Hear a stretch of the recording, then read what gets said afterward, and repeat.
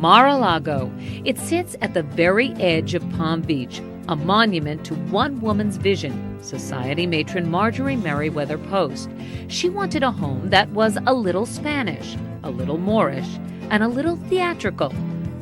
What she got was a deliberate mixture of many styles that had never been put together before, and quite possibly since. She hired Viennese architects and artisans and consulted with American set designers to create a masterpiece of the Roaring Twenties. Today, Mar-a-Lago is owned by billionaire real estate developer Donald J. Trump. Marjorie Merriweather Post was the great party giver of the early part of the century, and she was a tremendously social person, but she was a very rich person, and she had the best houses everywhere, and Mar-a-Lago being the ultimate of even her houses. Donald Trump knew that maintaining the castle-like Mar-a-Lago could be an overwhelming prospect, but he saw in it a unique beauty. The construction was so amazing, and obviously it was so expensive. I believe the house cost $20 million from 1920 to 1928 to build. And, you know, if you equate that into current dollars, you're talking about a very substantial amount of money to try and build it. And a substantial effort. Each statue in the palatial home was hand-carved out of stone. 3 boatloads of Dorian stone from Genoa, Italy were shipped over just for that.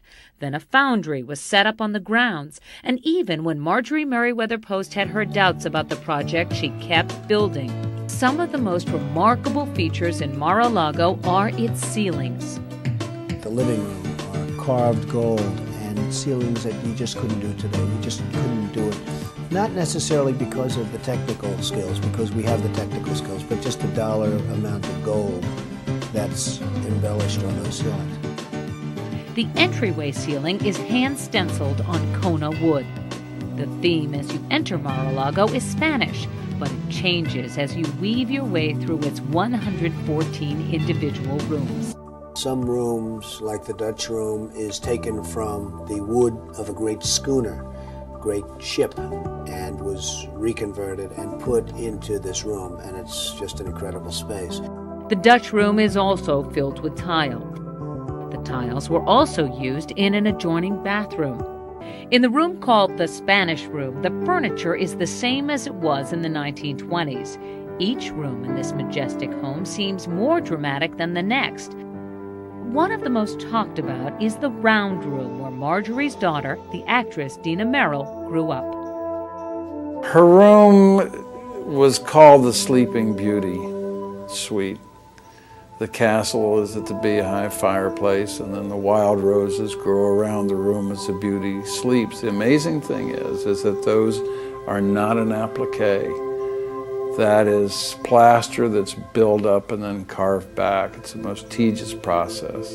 Mrs. Post called on great sculptors to work on her daughter's room. They ended up making all of the furniture in the room. It's all handmade, and it was all made to scale for a child. It's incredible. It is incredible, but owner Donald Trump also knew that it was just too much space for one family. So after 3 years of using Mar-a-Lago as a winter retreat, Donald Trump converted a portion of it into a private club and spa. He still maintains part of the property as a personal residence for himself, and he makes sure all of it feels like a home for visitors. He says he's always aware of its great history and exquisite detail. Well, I think Mar-a-Lago is certainly the most